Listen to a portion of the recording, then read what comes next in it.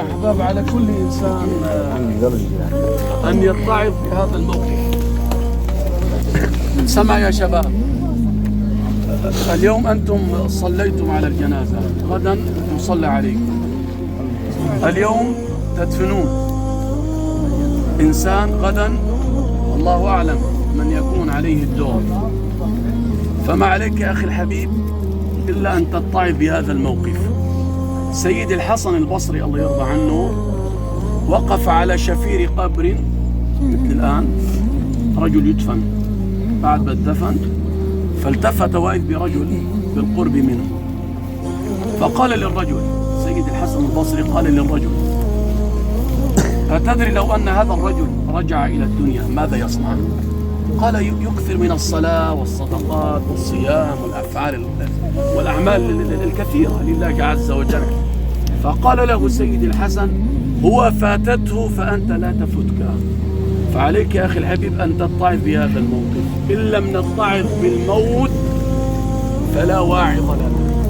لا إله إلا الله أخلو بها وحدي، لا إله إلا الله أقضي بها عمري، لا إله إلا الله ألقى بها ربي، لا إله إلا الله أنزل بها قبري، لا إله إلا الله يثبتني بها ربي، لا إله إلا أنت يا حي يا قيوم يا بديع السماوات والأرض يا مالك الملك يا ذا الجلال والإكرام. يا أيتها النفس المطمئنة ارجعي إلى ربك راضية مرضية فادخلي في عبادي وادخلي جنتي. اللهم يا ربنا إنا نسألك باسمك الأعظم أن تثبت الحاج على كلمة لا إله إلا الله. اللهم ثبت الحاج على كلمة التوحيد وهي لا إله إلا الله محمد رسول الله. اللهم يا حي يا قيوم أكرم نزله، اللهم وسع مدخله، اللهم جاف الأرض عن جنبيه، اللهم جاف الأرض عن جنبيه، اللهم واجعل قبره روضة من رياض الجنة.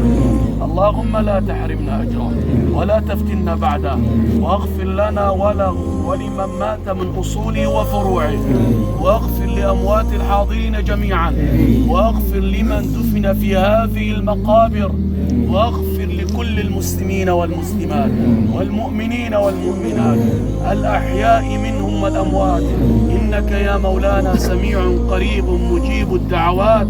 اللهم تقبل بسر الفاتحة.